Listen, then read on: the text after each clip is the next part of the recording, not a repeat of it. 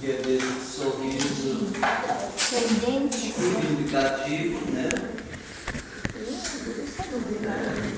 Visível, muito rico de fotos, pondo em destaque as pessoas que suscitam esperança e mantêm a esperança do mundo, que nos dão sinal de que ainda nem tudo está perdido. Cada lição começa na Lécio, com a foto de uma das pessoas destacadas neste século, no final do século XX, começo do século XXI. Então, aí tem as pessoas importantes, começa com Mandela e depois com outras pessoas.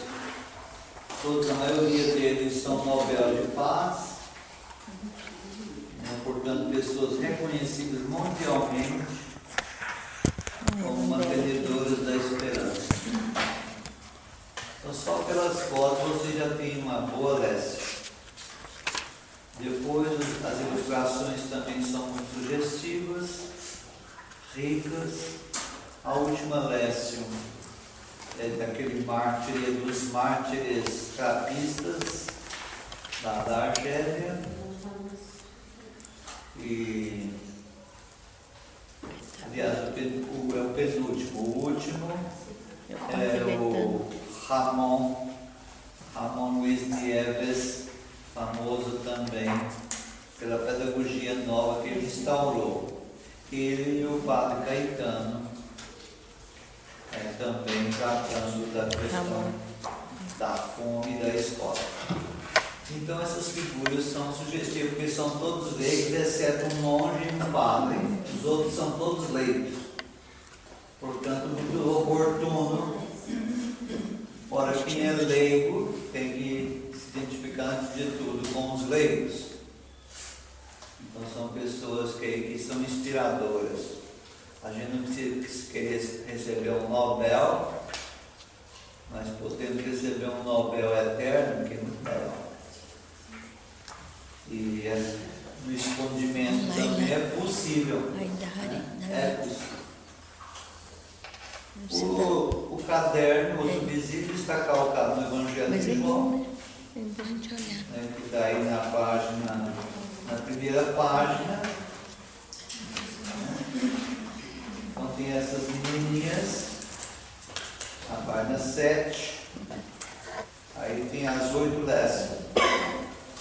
É só uma parte do Evangelho de João, a saber, o capítulo 3, 2, 1, o 8º, 14º, 15º e 6º. Portanto, não entrou na paixão do Senhor, mas no Evangelho mesmo. Todas as Lécias estão dentro do Evangelho de João.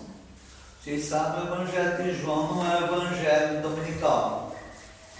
Ele é um Evangelho festivo ou que ele se intercala aí ao longo do tempo litúrgico.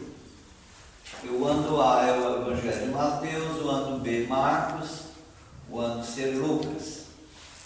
Então ele não caracteriza os anos litúrgicos, mas está sempre presente, como no dia de hoje, o Evangelho de hoje, é de João. Esse só vai sempre orientar a gente no conjunto. O tema está aí, né? Permanecer na esperança. Com o Evangelho de João. Permanecer na esperança. Vocês sabem, a esperança tem sido um tema debatido na igreja, principalmente pelo ministério do Santo Padre. Frei, Sim. por que o Evangelho de São João entra nesse treinamento? Porque a igreja sempre distribuiu a liturgia em 3 domingos, né? Como são 3 sinóticos, e o Evangelho de João foge do esquema do querigma.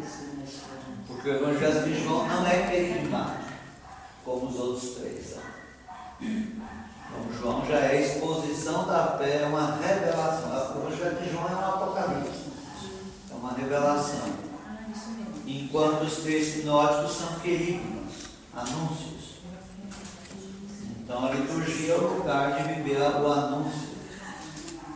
A revelação se dá também na liturgia, por isso que o Evangelho de está presente nos 3 anos. Então, olhando aí a primeira lição, começa exatamente com a questão da revelação. A revelação. Eu sou o caminho, segue-me. Então, o primeiro texto do Evangelho, antes de entrar no texto, mais alguma coisa sobre João. O Evangelho de João é o mais recente dos 4, enquanto publicação. O mais recente. Enquanto os sinóticos foram escritos do ano 69 até o ano 75, portanto, no começo da segunda geração de fiéis, do primeiro século cristão, o Evangelho de João foi escrito no final do século I, publicado no final do século I. Enquanto os sinóticos foram escritos fora da Palestina, em geral para as comunidades espalhadas no mundo, em Roma, em Éfeso e na Síria,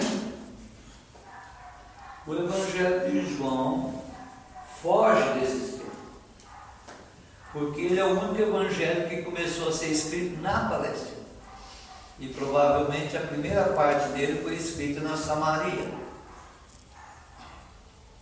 Depois, bem mais tarde, é que foi acrescentada a segunda parte e finalmente foi publicado por volta do ano 95 da nossa época. Na mesma época, mais ou menos, que foi publicado o Apocalipse. E sempre em Éfeso. Vocês sabem, a cidade de Éfeso era uma cidade santuário. Porto e santuário. A cidade de Éfeso tinha o famosíssimo santuário da deusa Artemis, que nós conhecemos entre nós por Diana, a deusa mãe, a deusa da caça, e era veneradíssima em todo o Oriente como mãe, e por isso era um santuário famosíssimo, cuja imagem da deusa era tida como descida do céu. E o seu santuário era uma das 7 maravilhas do mundo antigo, pela riqueza e beleza. E por aí é então que a igreja se desenvolveu grandemente. Por isso, uma boa parte dos livros do Novo Testamento foi escrito lá. Foram publicados. Você está fazendo outra coisa. Então, 2 cartas de Paulo, Paulo aos Gálatas, Paulo aos Coríntios, Paulo certamente aos Filipenses, depois todas as obras de São João, 5 livros de São João foram escritos em Éfeso. Então, Éfeso é uma cidade importante. Também em Éfeso, segundo a tradição apócrifa, a mãe do Senhor morou lá todos os últimos anos da sua vida, morou lá com João.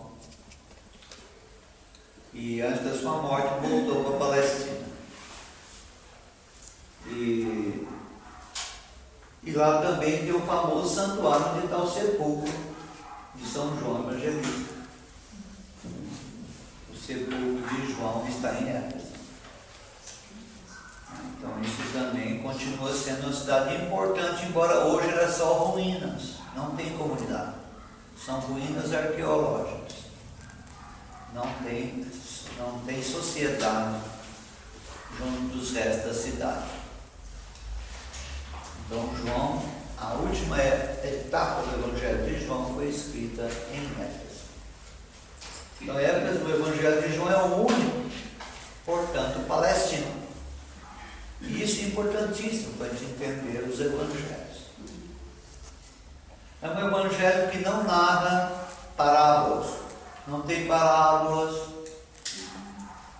não tem a instituição da Eucaristia, não tem as tentações, não tem vocações, não tem lista dos apóstolos. A única mulher que se destaca é a mãe do Senhor. Fala muito dos irmãos do Senhor, da parentela. Não fala de fariseus, saduceus. E só tem 7 milagres, dos quais nos outros evangelhos só tem 2. 5 milagres, novidade. É o primeiro, né? A boda de Caná, o cego de nascença, o paralítico de Betesda, a ressurreição de Lázaro. 7 milagres. São todos 5. milagres únicos que não estão nos evangelhos outros. São 5 milagres que não estão. Os outros 2 é andar em cima do mar e multiplicação dos pães. Então, é um evangelho todo diferente. Todo diferente. E Jesus fala demais. Enquanto nos outros evangelhos Jesus fala pouquíssimo, em João Jesus está sempre falando. E muito discurso. Atenção 7. Nos evangelhos sinóticos, Jesus nunca fala de si. Nunca se apresenta na primeira pessoa. Nunca fala eu. Sempre fala na terceira pessoa, o Filho do Homem. Nunca fala de si. Em João, Jesus só fala de si. E sempre fala na primeira pessoa, eu. Isso é uma diferença radical do Evangelho de João. E temos que entender isso. Não significa que é um Evangelho que revela Jesus, enquanto o sinótico tampa Jesus, esconde. Então essas diferenças são importantes. Estou chamando como abertura dos temas que percorrer ao longo do ano. Depois a gente vai destacando outras qualidades, detalhes que diferenciam o Evangelho de João. O Evangelho de João é o melhor para as datações. As datas de João são as mais precisas do que os outros evangelhos. Os outros evangelhos, Jesus fez uma viagem na vida. É claro que é impossível alguém fazer uma viagem só na vida. Em São João, Jesus está sempre indo e vindo. Indo e vindo.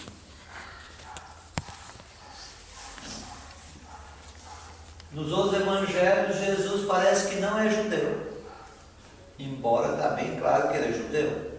Mas em São João está muito claro que Jesus é um judeu. Participa da liturgia judaica, frequenta todas as festas judaicas, tem todos os costumes judaicos, se veste de judeu. Enquanto nos outros não aparece isso. Nos outros é aquele Jesus das nossas pinturas romanas e latinas, vestido mais como um romano do que como um judeu. Em São João não, Jesus é o judeu. Frei, Sim. entrando nessa história que você falou de Jesus, a pessoa de Jesus no caso, nós recebemos um ensinamento recentemente que a maioridade acontece depois dos 30 naquela época, é isso? A maioridade para o judeu é a juventude só vai até os 30, vai até os 30.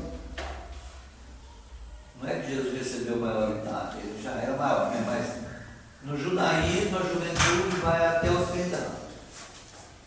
Então significa que Jesus tinha cerca de 30 anos de São Lucas, quando ele começou a pregar. Então significa que tinha terminado, ele estava maduro. Então, indo para o texto, né? O capítulo 3 é muito famoso e também é único. No sinótico se fala dessa personagem tão importante aqui. A gente só veio a conhecê-lo por causa do Evangelho de João. Havia um homem entre os fariseus, chamado Nicodemos, um judeu com nome grego, já é algo estranho, mas príncipe dos judeus, portanto significa o quê? Membro do Sinédrio, do Supremo Tribunal. Príncipe é o membro do Supremo Tribunal, que era composto de 72 príncipes, ou principais, ministros, nós chamamos hoje, né? Os membros do Supremo Tribunal são ministros. Então Nicodemos era um. Este foi ter com Jesus de noite, por ser ministro. Imagine um ministro de dia tendo algum encontro que não vai amarrá-lo.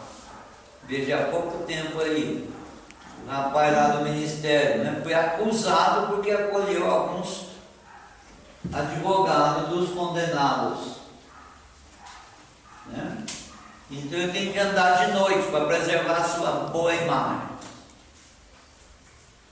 Então, foi ter com Jesus de noite, portanto ele queria preservar a sua imagem frente aos colegas ou frente ao público. Então significa que Jesus era alguém para se visitar de noite e não às claras. Tá? Então isso aqui detalha muito bem quem é Jesus. Quem se relaciona com ele fica mal visto, principalmente se for um príncipe, mesmo que o admire, como é o caso. Vocês sabem, São Nicodemos é um santo da igreja, mártir, discípulo do Senhor. Tá. Este foi ter e disse: Rabi. Começou claro, ele reconhece Jesus como Rabi, sabendo. Esse foi eu.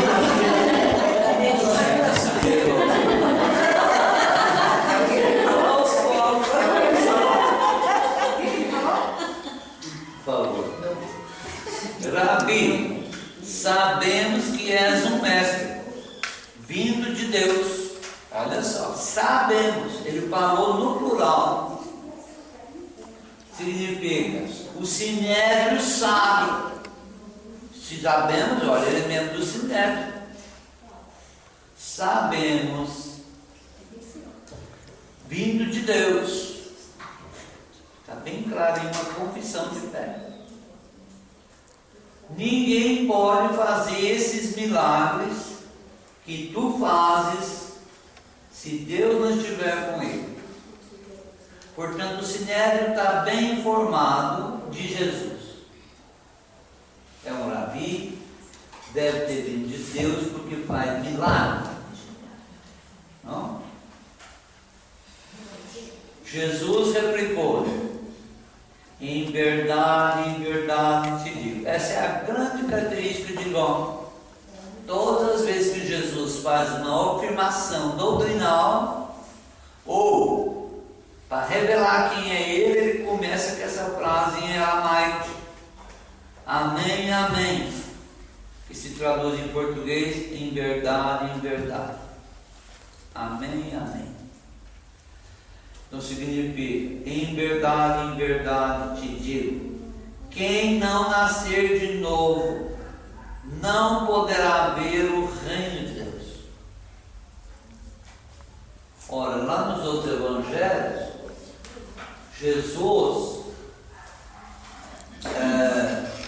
anuncia o reino, convoca para o reino, diz que é preciso converter-se para acolher o reino. Agora aqui, Jesus está revelando o reino. É preciso nascer de novo. Nicodemos perguntou-lhe: como pode um homem renascer sendo velho? Ora, como príncipe do conselho, certamente ele não era um jovem e nem uma criança. Não se põe jovem em conselho. qualquer conselho deve ser de pessoas maduras. Não?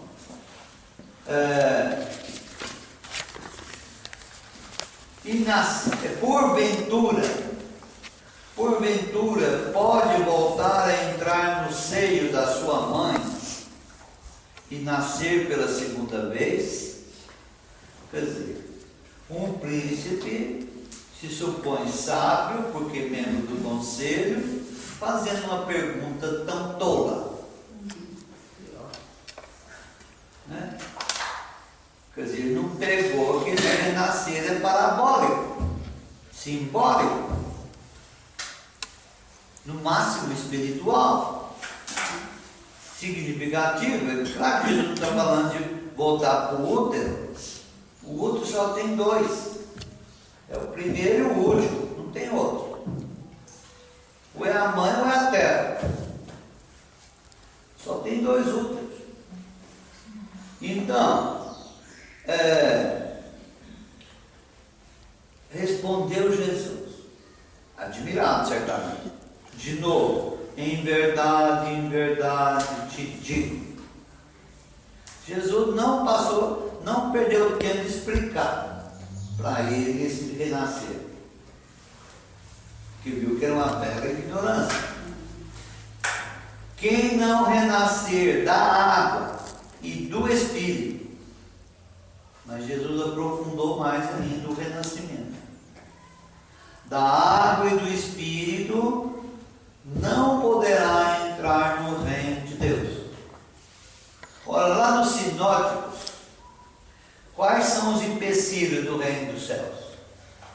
São vários. A riqueza. O rico não entra no reino dos céus. Jesus é categórico. Depois, não pode entrar quem não renunciar a si mesmo, né? Quem não odiar pai e mãe, quem não tomar sua cruz. São 4 os critérios para entrar. E eles são categóricos. Sem eles não tem jeito. Odiar pai e mãe, renunciar a si mesmo, tomar a sua cruz e a riqueza. 4. Agora aqui é um só. Aqui é um só. A água e o Espírito. Renascer da água e do Espírito. É diferente, portanto. Bem diferente.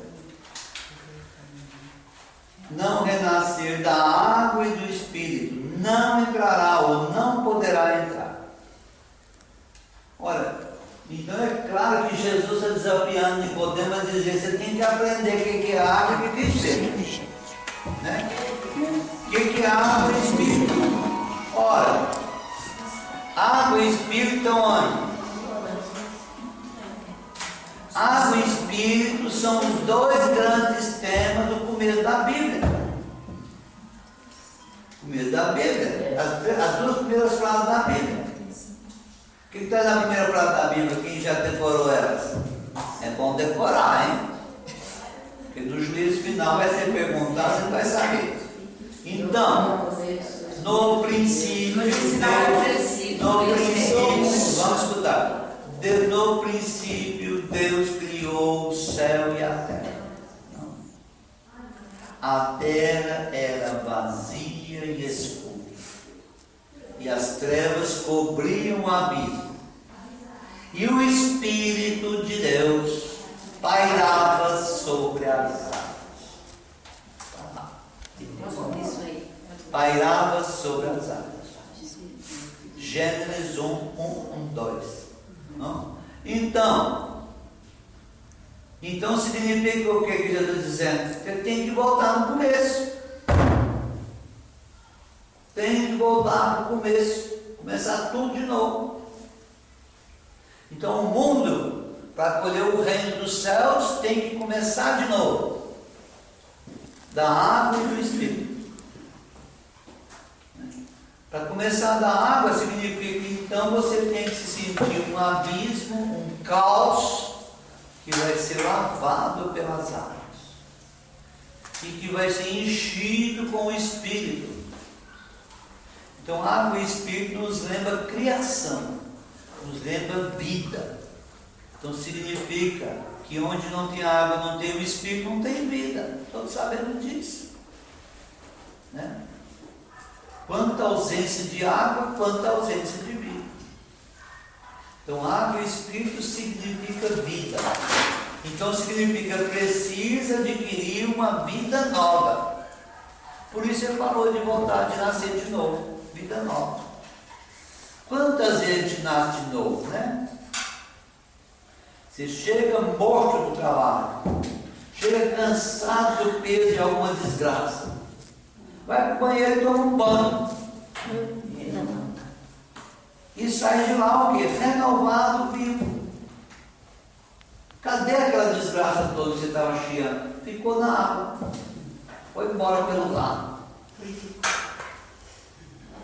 Então, quer dizer, a água tem essa capacidade de renovar, de vitalizar, de recuperar o que estava perdido, ou pelo menos que estava escondido. Não é que eu estou ouvindo? Se você vai tomar um banho e morre, aí tá bom, então morreu mesmo. Acontece. Mas geralmente o banho não é para matar, é para nascer de novo. Mas lava o defunto, né? O bicho está perdendo nada, estou desperdiçando água. Dá banho de fundo e eu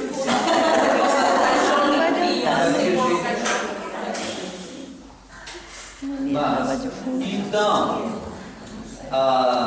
depois eu quero ver os pedaços. aí o texto prossegue mais adiante. Como Moisés, Isso é lindo, gente. Isso. é o famoso texto, São João, 3 vezes no Evangelho de João, 3 vezes Jesus alude à serpente e se apresenta como sendo a serpente. Como Moisés levantou a serpente no deserto, portanto, assim também deve ser levantado o Filho do Homem. Então aquela serpente é Jesus. Você acha uma figura linda? Aquela serpente é figura de Jesus. Não? Aquela serpente é símbolo. Aí dentro tem, feio. É símbolo de Jesus. Então Moisés fez um poste, mandou fazer uma serpente de bronze e a pôs no poste no meio do acampamento. No meio do acampamento. Então, foi? O senhor desenhou, só faltou os olhos da cobra. Não, é só.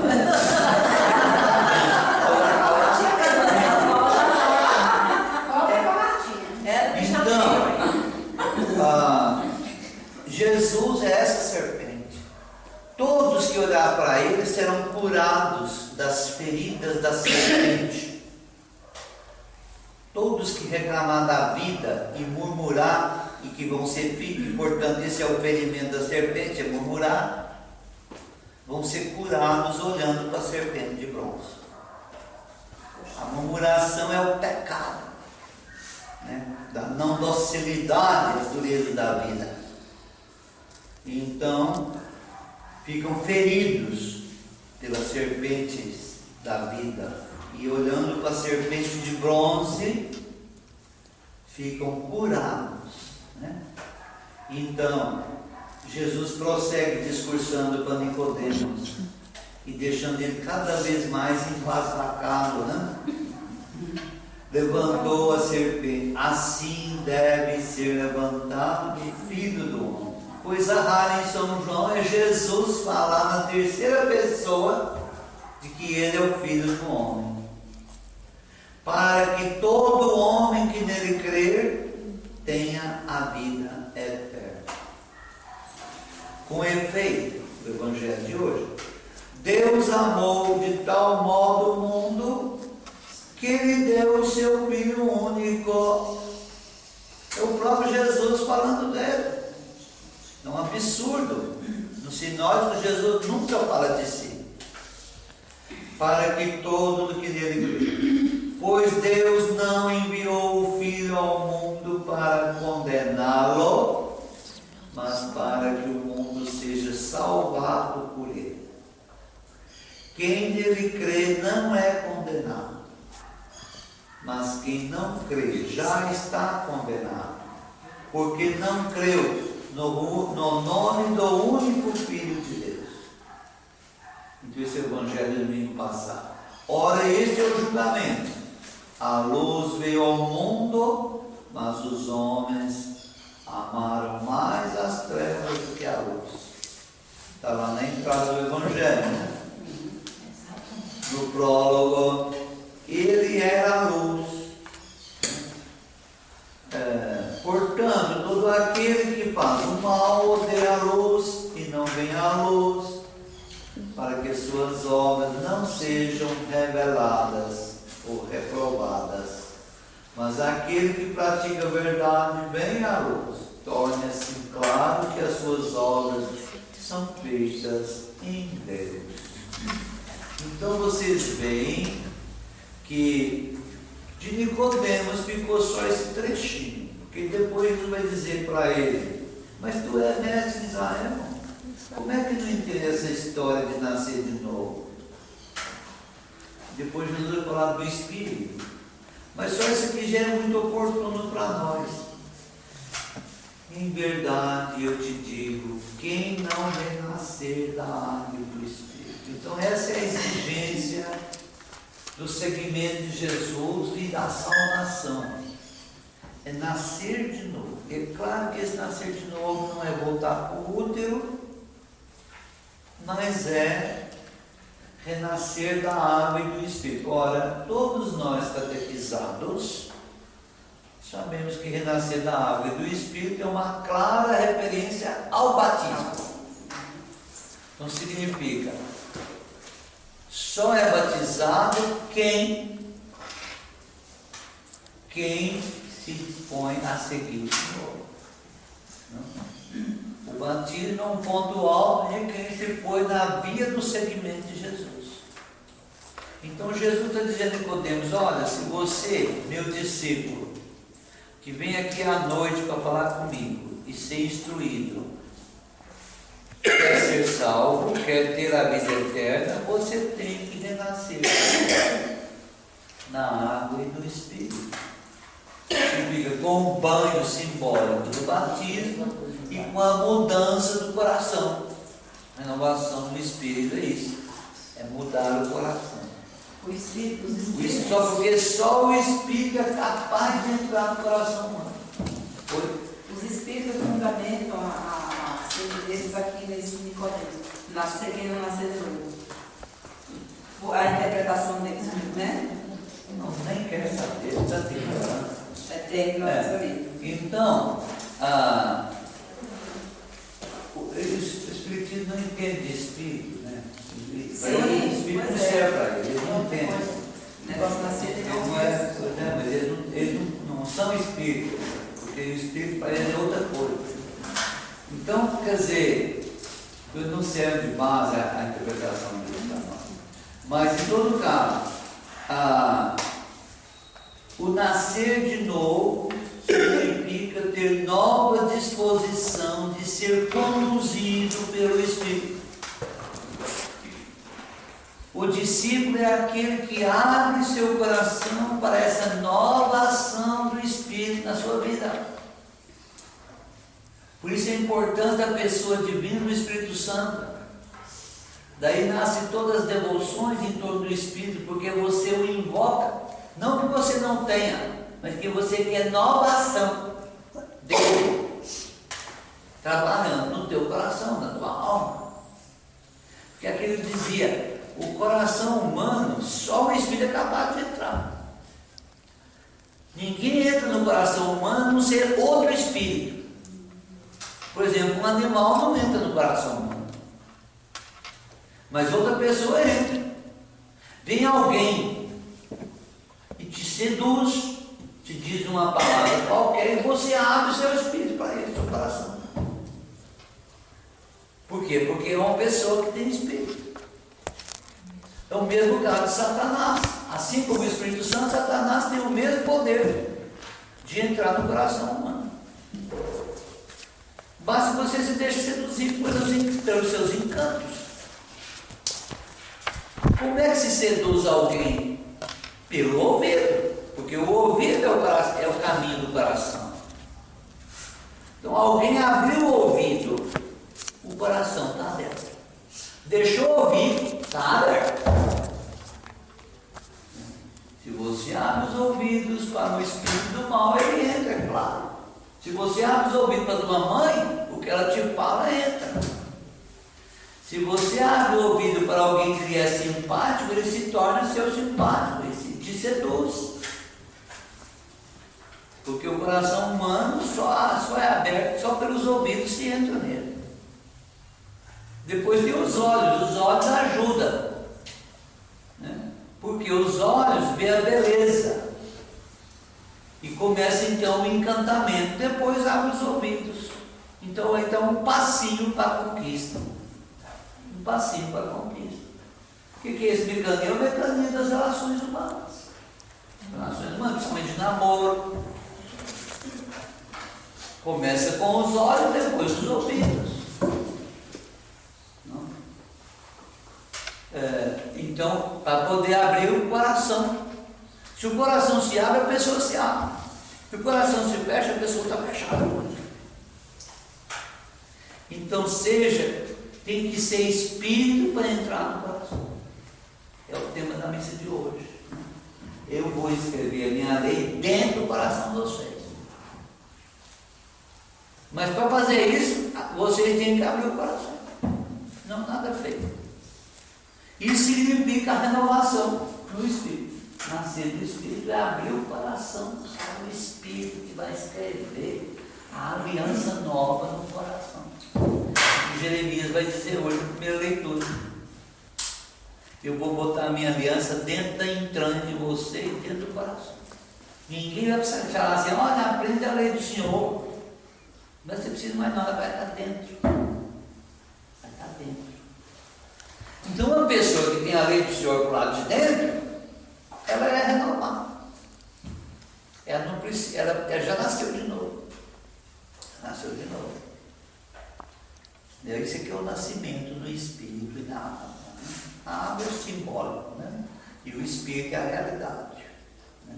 Então São João gosta muito de usar isso. Realidade, simbólico e realidade. Simbólico e realidade. Água e Espírito. Ora, a água não é mesmo. Assim como a água é derramada, o Espírito também é derramado. Assim como a água entranha, o Espírito também entranha. Ele entra por dentro. Então, esse é o tema de hoje. Né? Um tema muito bom para vocês, porque nós estamos dentro justamente desse tempo quaresmal em que põe destaque.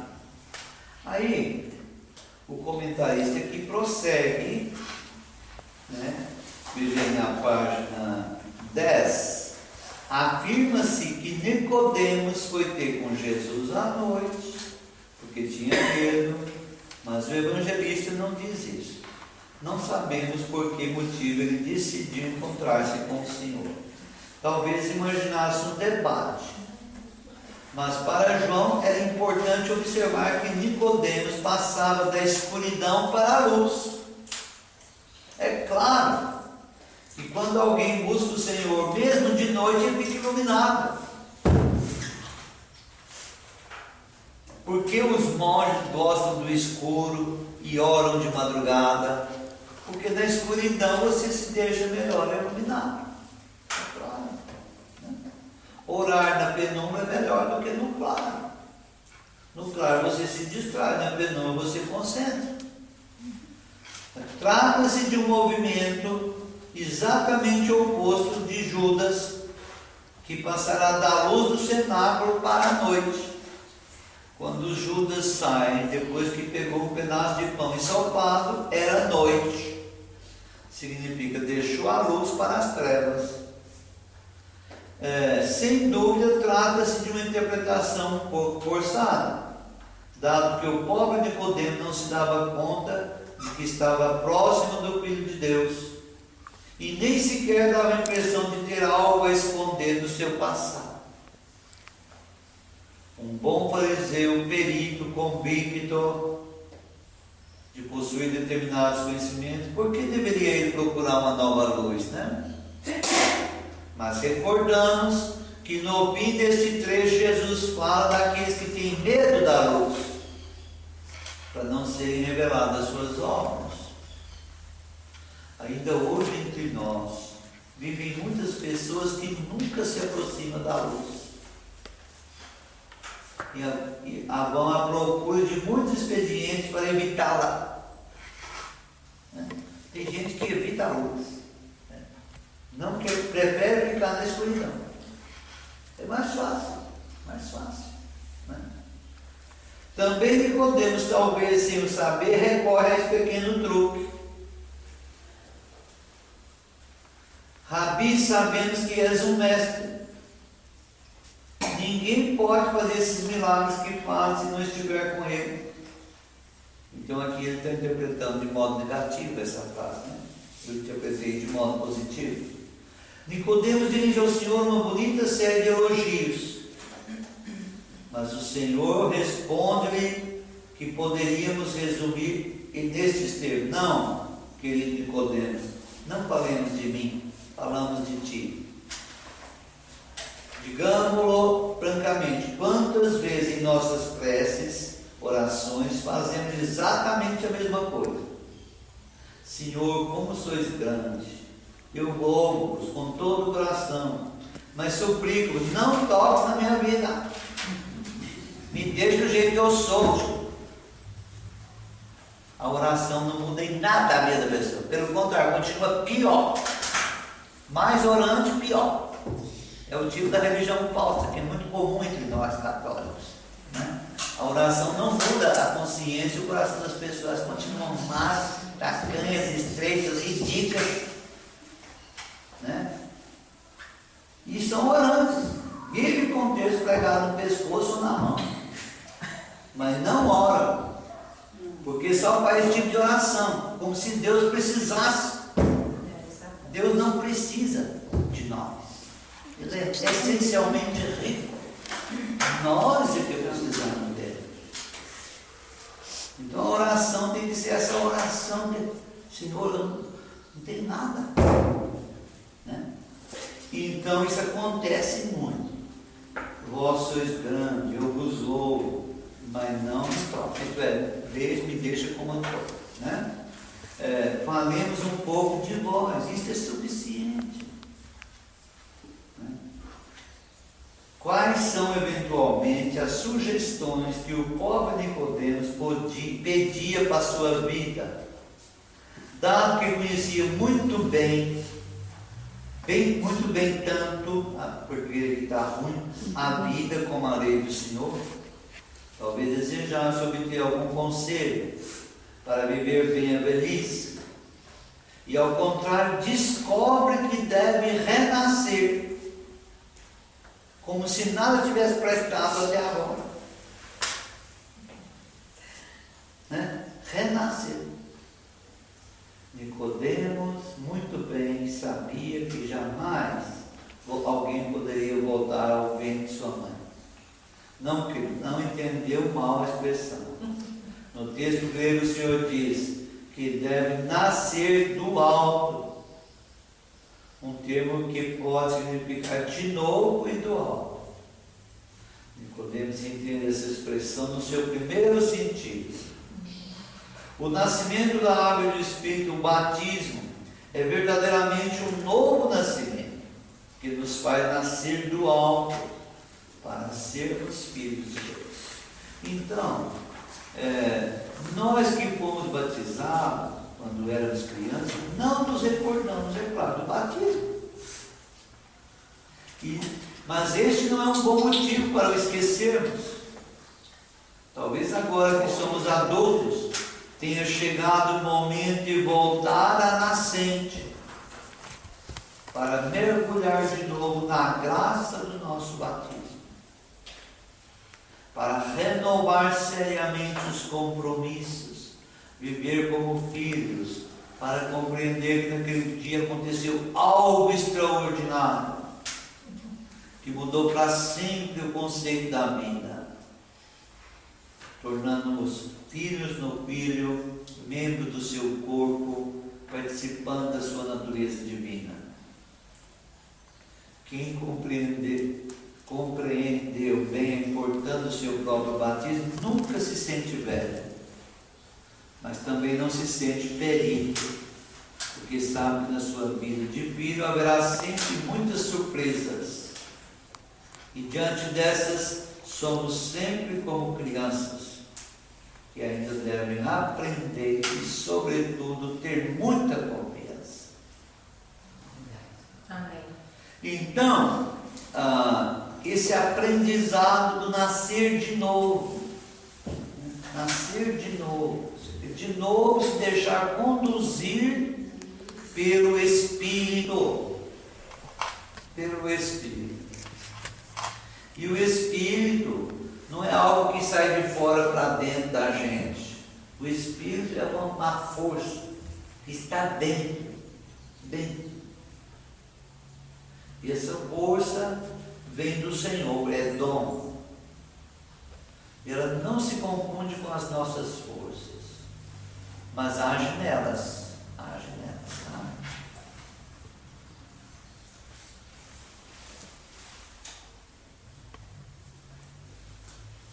Veja isso, parágrafo seguinte. Para demonstrarmos o amor imenso do Pai, Jesus recorre a esta expressão: com efeito, Deus amou de tal modo o mundo que Ele deu o seu Filho. Quantas vezes já ouvi esta frase? Talvez lhe pareça um pouco lugar comum, que já não comove, porque ao ver o mundo você pensa todos, e ninguém em particular, uma multidão. Não é assim. Então, talvez você possa ler de novo a frase de uma maneira diferente, substituindo o mundo por você mesmo. Tá? Deus amou de tal modo você que lhe deu seu Filho único para que você é o mundo, para que você que nele crer não pereça, mas tenha a vida eterna. Deus não enviou o seu Filho a você para condenar você, mas para que você seja salvo. Então você tem que pôr o nome de vocês aí nesse mundo. Aí você já entendeu o que é mundo. Eu sou o mundo. Se não, essa frase tem esse tipo de mundo. O que é o mundo? O mundo é esse mundo aí. De onde eu estou? Nada, de fora, alheio. Então a saída boa, catequética, trocar a palavra mundo por você. E aí você vai entender. Não? Quer dizer que se não crer, você está condenado. Está condenado.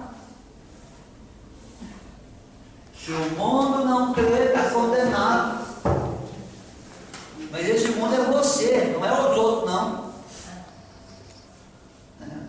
Parece melhor? É importante compreender que o amor de Deus não é um amor genérico, mas é pessoal. É aquela coisa que eu falava do coração. Coração sou eu. Né? Sou eu. Aqueles pessoal que fica lá fazendo coraçãozinho para o público, né? É uma tática. Mas só que tem que lembrar que é falando de mesmo. Né?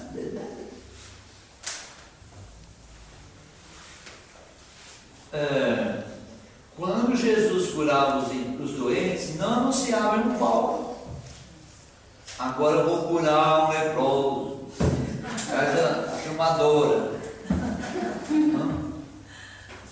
Bem diferente de alguns hoje. Mas encontrava-se com cada um. Tocava, falava com cada um. Que entendesse para mim, tu és importante. Só isso. Deus ama e cura pessoas concretas. não as estatísticas sobre enfermos. Ele não seguia estatística. Olha, tem milhares de enfermos e eu tenho que agir hoje para já desbastar metade desses milhares. Não. É se um desses milhares vier pessoalmente para ele, aí vai ser curado. Senão, não vai. Porque o mundo é o mundo, ele continua enfermo. Mas é só quem se abrir para o Espírito e a água que vai ser curado. Não haverá curas automáticas. Não existe isso. Então, está pronto para falar comigo até de madrugada. Como Nicodemos. Está pronto para procurar-me em toda parte, como a pequena ovelha, descrito em uma das parábolas. O dado que não consegue encontrar-me em rochedo algum, sobre a cruz para encontrar como peso para ir à procura do bom ladrão. Como Moisés levantou a serpente no deserto.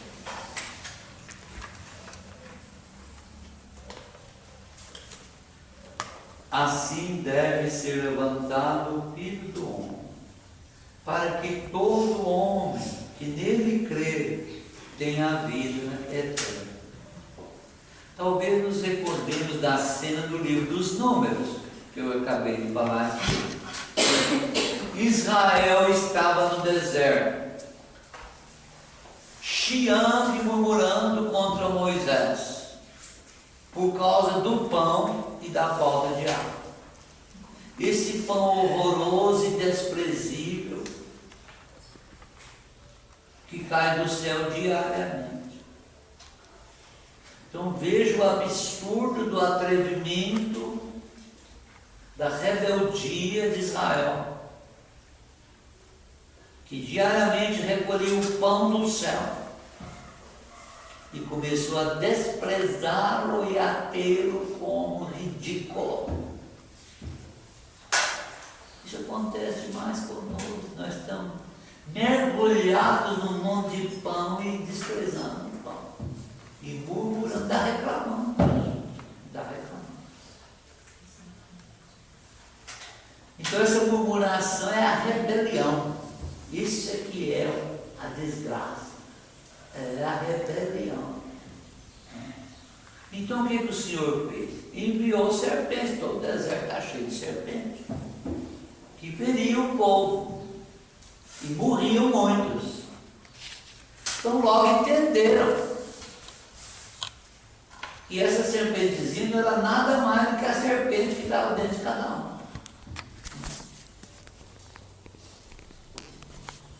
E todo mundo estava morrendo de serpente. Então o Senhor, é por causa da abominação deles que eu estou mandando. Então foram ele dar um jeito para nós estamos arrependidos. Então o Senhor diz: faça uma imagem de serpente, de bronze, faz uma imagem minha de serpente. Então Moisés fez uma imagem de Deus na forma de uma serpente de bronze, botou ela numa estaca e pôs no meio do acampamento. Todos que olhar para ela serão curados, disse o Senhor. Então Jesus se atribui àquela imagem. Aquela imagem era eu, que é levado no mundo, vou ser fonte de salvação para quem olhar para mim. É claro que o olhar aqui é ver, né?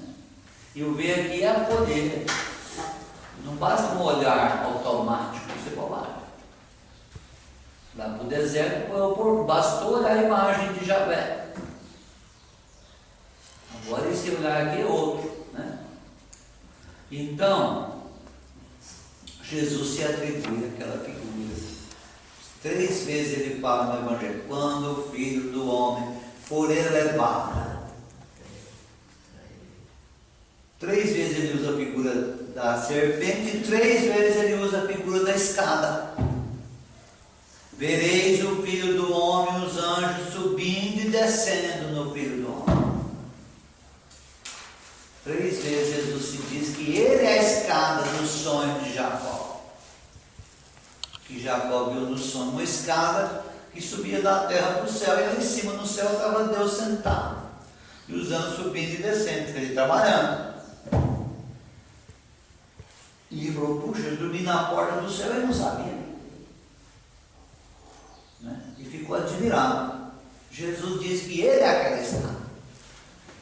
Quer dizer, o que vem de Deus só pode vir através de Jesus, o que vai para Deus só pode ir através de Jesus. Ele é o único mediador, como diz São Paulo. Então temos que ir a quem? E a Ele. Se você quer achar a porta de Deus, do céu, você tem que achar Jesus. Você ia, não pode, não tem jeito. Não tem outra porta. Eu sou a porta. Está bem claro, não tem outra. Ou você entra por ela ou se perde. Então, aqui é a mesma coisa. Então, voltando aí. Muitos israelitas murmuraram. Esse aqui já vem. Agora mais aí adiante. Um sinal surpreendente, até mesmo escandaloso. Quem não fica escandalizado dizer que Deus mandou fazer uma imagem dele, sendo que o mandamento é não fazer imagem? Então, quer dizer que Deus usa de imagem. Então, não vamos perder a conversa piada dos cretinos. Mas mais desafiador é porque a imagem de uma serpente. Eu pensei que era o divino Pai Eterno. É uma serpente. Uma serpente. Por que é serpente? Porque a serpente, todo mundo entende que é uma serpente. É um animal do tamanho de uma minhoca, que você pisando nele, você esmaga ele. Mas se ele te morder antes, você está perdido. É um animal do tamanho de 2 palmos, que mata um elefante, mata um leão, mata um boi, mata uma pessoa. Com uma picadinha. Então esse animal é especial, claro que é, porque é tão pequeno e tão potente, tão capaz. Então todo mundo entende o que significa uma serpente. É um animal. Sim. Só fazendo um parêntese aí, por favor. Ontem nós estávamos comentando, refletindo sobre a parte do Evangelho que diz que pode ser simples como as pombas, astutos como a serpente. Nós não chegamos a compreender como é que a serpente. É exatamente isso. Exatamente. A serpente tão pequena, como é que ela vai para sobreviver? Ela tem que ser esperta. Tem que ser esperta. Olha a prudência. Se a serpente andasse aqui na sala, à vontade, ninguém ia levantar o pé. Ia pisar nela e matar na hora. É mais fácil. Você vê uma lacraia, você vai esperar ela vir você pisa nela, pronto, acabou. Para que medo? Então a prudência é que ela está sempre lá. Escondida. Então, se ela ser tão miúda, então ela tem que ser esperta. Então ela tem que achar caminhos que ninguém a veja.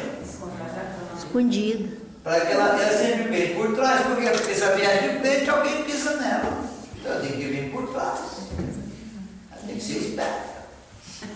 Isso se chama esperteza, sabedoria. Sabedoria. Tem algo também de covardia, porque ela não se apresenta, porque ela é miúda. O covarde vai por trás, o covarde mata por trás.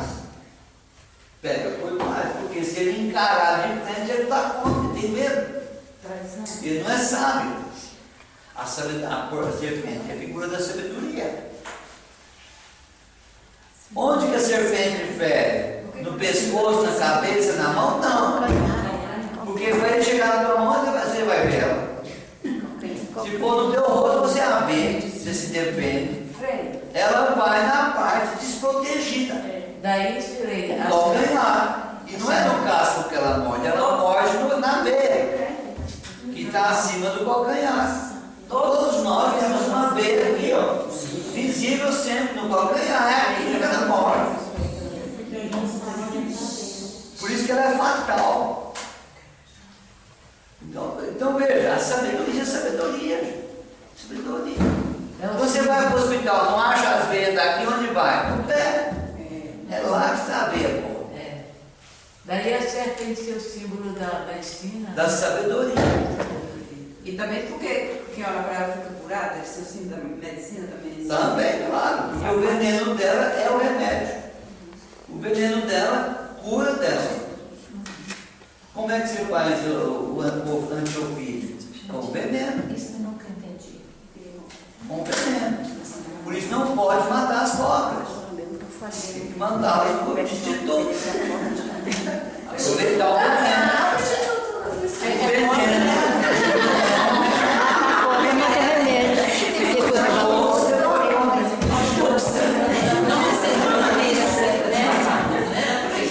Observar que tem certo. O que foi que falou?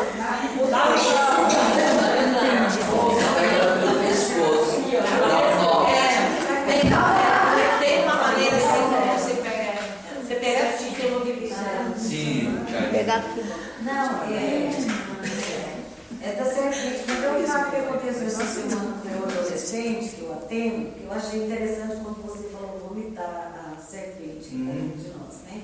Então ele chegou para mim e contando do tio, que o tio é muito mal, xinga muito, fala palavrão, xinga a mãe, xinga todo mundo, briga com todo mundo, né? E a mãe sofreu muito com ele, porque ele é muito mal. Ele adoeceu e morreu. E a mãe ficou desesperada porque isso foi direto para o inferno, disse que ele era muito ruim, né? E ela dando uma rezada, chorava, rezando. Aí ela sonhou que a serpente, ele vomitava uma grande cobra, você sabe aquela serpente dentro dele, né? Aí com a voz falava para ela no sonho, fica tranquilo, ele agora está no céu, ele está bem. Aí você contando, eu lembrei dele contando essa história essa semana, e aí quando ele contou, eu fiquei pensando, né? Deus consolou o coração dele, é lógico, e aquele mal que estava ali, estava dentro dele, né? Morreu, acabou, saiu todo o mal. A morte é grande chance. Morte é sempre uma chance. E quanto mais é claro o pecador, se ele tiver o respaldo da fé, ele está salvo. Mas, então, a serpente é uma figura muito importante, porque ela simboliza o mal, nesse sentido que ela é atraente, ela atrai. Veja as velhas lendas das cobras que te atraem, né? Ou, por exemplo, a jiboia, né? A jiboia, ela engambela ali o pintinho até a aldeareira, né? Vê um gato brincar com a jiboia, daí a pouco ele fica lá paradinho, ela engole e ele entende. Né? Porque ela seduz ele com o olhar. Né? Então a serpente tem essa fineza, ele tem um olho clarinho, né? E que hipnotiza a peça, o animal a ser preso. Como alguém que chega em você e te hipnotiza pelo olhar e você fica desarmada. Né? Mas a serpente,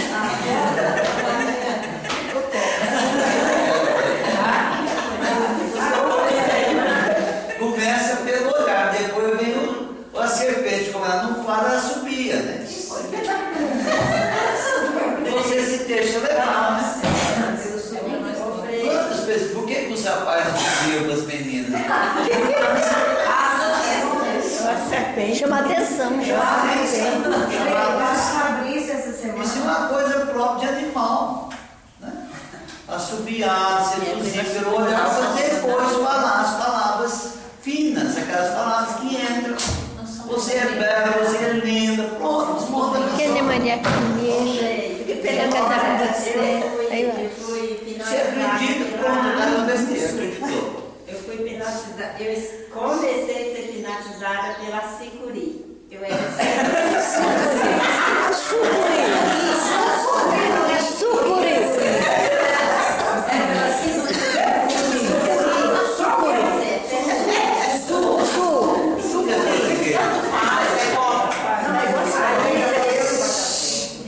assim que nós viemos do Espírito Santo, do estado de Goiás, nós fomos morar numa fazenda. E os meus primos, que eram crianças também, A Sicuri, Sicuri. como que ela fazia para hipnotizar. E eu escutei a história dele. Mas E você a minha- está avisada, né? Graças a Deus que eu fui avisada. Aí eu fui mais a minha irmã pro córrego pescar e eu fiquei num poço e a minha irmã foi pro outro poço em cima. E eu tô lá com o anzol. E de repente eu vi um negocinho desse tamanho, assim, da figura de um lápis, era amarelo e malhado de preto. É. Assim na água, fazia assim. Mas que Sicuri, né? Ia e voltava, ia e voltava. Aí eu olhei assim e falei, nossa, que coisa mais interessante. E eu parei com a veia, assim. Que nem os 30 Em cima da água ela fazia uma bolha. Em cima da água ela fazia uma bolha. Ó, aí ela pontinha lá. Você vigiando. Olha, E eu pensei assim, acho que eu vou pegar a vara de anzóis e fazer assim. Aí naquele momento que eu tô lá, eu pensei, aí eu venho aquela história do meu primo me contar, veio direto, falou assim, ele contando como que ela faz pra pegar a pessoa. Aí eu falei, nossa senhora! E eu fazer quando eu você vê um negócio. Aí quando eu encontrei que ela, eu falei, ó, Deus, você tava aqui, ó. Assim que eu saí, devia ser o rabo agora. Era o rabo dela. O rabo. Ela pisando no rabo com a cabeça. É, o rabo da Sicuri. Aí eu falei, Deus, Fica, tá. mostra o rabo. Aí Deus falou, nossa, vambora, já tava indo embora pra lá. Então a Sicuri tava fazendo pra mim pegar.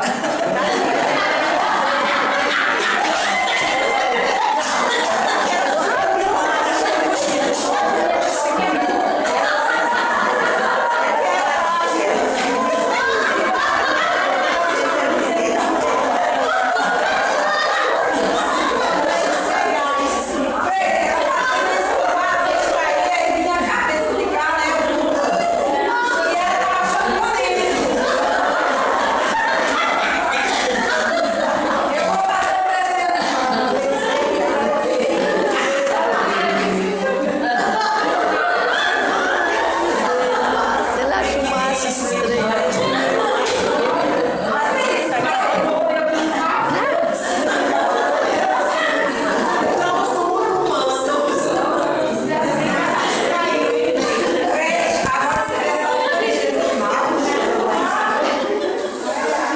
Você fica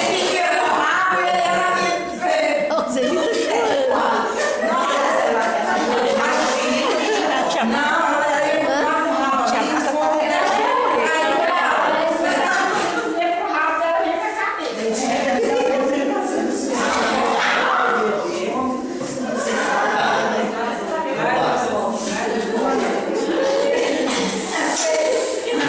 vocês estão tendo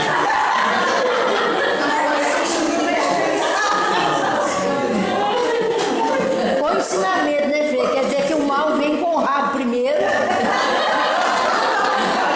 Nossa, é só uma coisa, um pouquinho só, né? E ela tem só a pontinha do rabo para você assustar ela. A estratégia, ela não assustar, Só seduzir. é a beleza, aquele qualquer animal pode ser hipnotizado, seduzido, seja pelo olhar, seja pelo ouvido. No caso dos animais, como é que um animal seduz o outro? Pelo piado, né? Quais são os diversos piados no espaço? Então, não são piadas aí só para agradar nossos ouvidos. Eles têm um São movimentos de sedução entre eles. Não tem nada ali, não tem nada de tá cantando para mim, tá não. Então, todos os animais têm esses mecanismos de sedução. Novamente, é o som e a visão, ouvido e olhos. Então, o que diz a Escritura? É pelos ouvidos, é o coração. Agora, se usa os mecanismos naturais, humanos e animais, que é o olhar e o som, tá? Então, neste caso, é o que nós estamos falando aqui, né? O coração do homem se deixa conduzir pelo Espírito. Ora, o Espírito nos fala de que jeito? Como diz São Paulo, muito claro. Os sons inenarráveis. Quais são os sons inenarráveis? A palavra de Deus. A palavra de Deus. Então, te põe a ouvir o Senhor e você vai ser conduzido por Ele. Vai ser seduzido por Ele. Como não pode? Se eu não me aproximo de ninguém, como alguém pode seduzir? Não tem jeito. Eu só posso ser seduzido se eu me aproximar. Ou eu só posso seduzir alguém se eu me aproximar. Não existe sedução à distância. Se tem um passarinho cantando aqui, algum canta é porque tem outro para ouvi-lo. Não está cantando para a parede. Ou porque está feliz, mas eu sou feliz, tem sol. Não. Ele está atraindo algum outro, ou o macho ou a fêmea. Meramente mecânico. Para que aquela sementária querendo para comer, é claro. Está com fome. A gente amava a boca para pegar cordoniz na roça. Aí pegava isso tudo, pegava cordoniz, levantava a boca de jeito, pegava cordoniz. Aí a bichinha ficava. Aí botava na palma da mão, ô meu irmão, eu Morreu. Ô, a bichinha tá morta, então morreu antes de matar. Morta. Aí ficava mortinha. Quando passava os meninos que ela visitava distraída, né, demais? Causava susto na gente. Astúcia. Astúcia. Fingir de morte e morte. Os passarinhos, quantos animais se fingem de morto? Para defender-se. É barato, em vez de perna pro ar, já está morto. Vai embora. Nós tratando-se aqui. Então, o que o Senhor quer dizer? Nós devemos nos deixar conduzir pelo Espírito. Nascer de novo. Significa, de novo, abrir o coração para a ação do Espírito, a ação da palavra.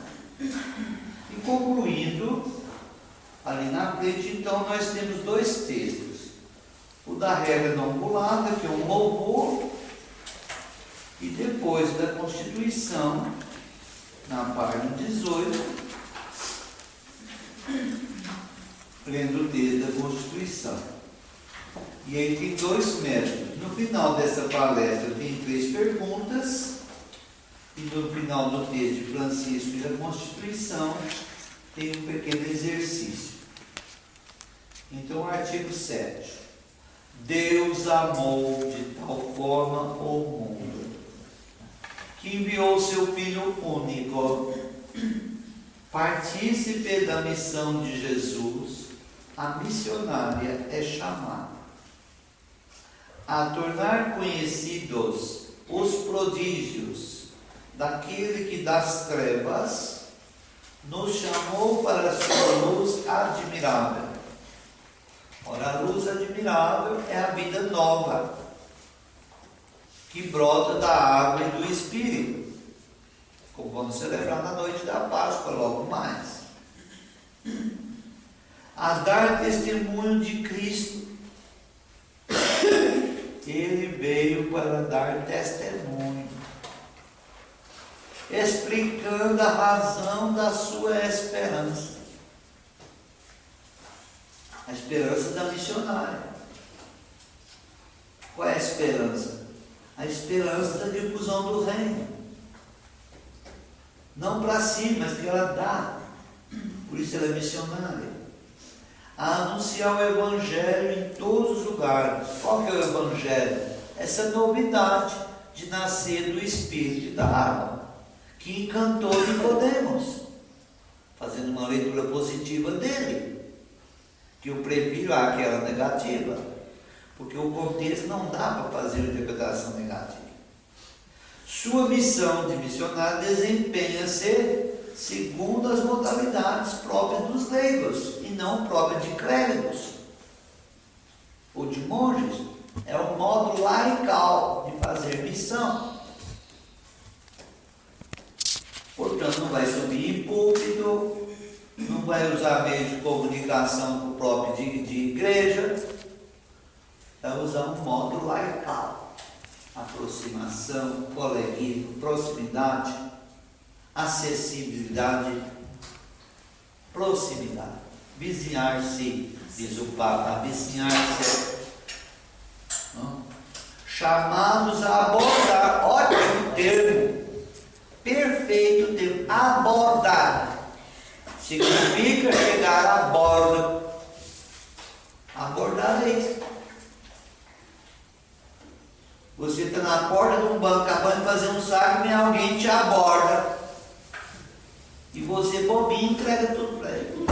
Sim, se não Né? ele vai te matar. Por quê? Ou é esse lado ou outro. Porque você está se deixando abordar. E você já viu alguém abordar um penhasco? O barco só aborda a praia, onde você dá espaço. Se não tiver Se não tiver espaço, não aborda. Abordagem supõe abertura. Deu entrada. Não? Deu entrada, entra. Não? As realidades temporais. Realidades temporais. Então você não vai começando, aqui toma um texto, você vê católica, você vê o não. Começa pelas realidades temporais. Depois você vê que o meio mais simples da pessoa entrar no mistério é o texto, então deu um texto. Mas essa não é abordagem temporal, isso é uma abordagem religiosa. E muitas vezes não é abordagem, é agressão. Agressão na Bíblia. Isso já é crime. Oferecer Bíblia para os outros é crime. Você está impondo uma coisa dentro da pessoa, enfiando dentro dela uma coisa que ela não conhece. E que vai causar uma desgraça na vida dela. Porque uma Bíblia mal usada é desgraça. Então, abordar as realidades temporais, ordenando-as. Quer dizer, vamos por ordem aqui. Você tem espaço para me ouvir? Tem. Como é que está a sua vida? Não. Quer dizer, abordagem simplesmente humana. Começa às vezes com uma conversa simplesmente da realidade de hoje. Né? E ali pode nascer o quê? Um irmão, uma irmã, um filho de Deus. Alguém consagrado para o Senhor. Mas que nasceu da mera abordagem humana, né? de se aproximar e encontrar espaço e começar uma relação estupendamente espiritual. Então, ordenando-as em conformidade com Deus. Com Deus. Né? Mas ter conformidade com Deus não precisa usar meios religiosos. Ser meio religioso tem seu lugar próprio para se usar. O método laical é esse. Era totalmente secular. Secular. Então é muito rico esse artigo. Que com a mesma riqueza com que Jesus abordou, se deixou abordar por Nicodemos à noite. Né? Esse homem certamente não queria ser visto abordando o Senhor. Né? Então vamos manter essa visão da resposta de Jesus para ele. É preciso nascer de novo. Então, quer dizer, é preciso de novo encarar a vida. Porque quem nasce, o primeiro desafio é encarar esse mundo de Deus. Mas para isso, a melhor coisa que nós temos é a segurança de ser acolhidos. Vamos ver o que você precisa. Obrigada, Frei. Frei, eu posso fazer Muito uma bom. pergunta, talvez eu já dúvida de algumas? Rápido. rápida, que foi abordado no texto. Em alguns momentos do Antigo Testamento, a gente estuda aquele oráculo do Senhor, que é uma determinação, isso aí não vem ao caso, mas eu quero dizer assim, oráculo do Senhor, filho do homem, dirigido dirigido ao profeta. É. Escute, só terminar meu pensamento. Filho do homem dirigido ao profeta. E outros momentos fala o Filho do Homem. Esse o Filho do Homem definitivo é que é Jesus Cristo. Filho do homem só é Jesus no Evangelho. Ah, lá no Antigo Testamento, Filho do Homem é os profetas. É o anunciando o futuro Messias. Pode ser o próprio profeta. Pode ser ou ele falando do Porque se eu aplicar na minha vida, pode ser a minha, aquela. Não, A mensagem do Antigo. não. Lá em Ezequiel 30 e. Filho do homem é definitivo. Ou é o profeta, ou é o conteúdo da pregação dele falando do futuro Messias. Essa questão do definitivo. Mas o Antigo era dirigido aos profetas. Só o profeta Ezequiel é chamado. Justamente foi em Ezequiel. É ele mesmo. É ele mesmo. Vai dizer o cara. Filho do homem é o cara. É porque quando o Freire ensinar pra gente, ficou aquilo, né? Ensinamento, filho do homem, o filho do homem destinado a Jesus. Aí lá no Ezequiel eu encontrei Deus falando com Ezequiel que chamava de filho do homem. Quer dizer destinatário de divulgação da palavra de Deus. Beleza. Toda pessoa humana é destinatária da palavra de Deus. Logo, chamar alguém filho do homem nesse sentido. Obrigada. Prestei atenção, deixa eu mandar desse, eu mandei isso. Tipo, chegou hoje, eu disse, não precisava. Obrigada.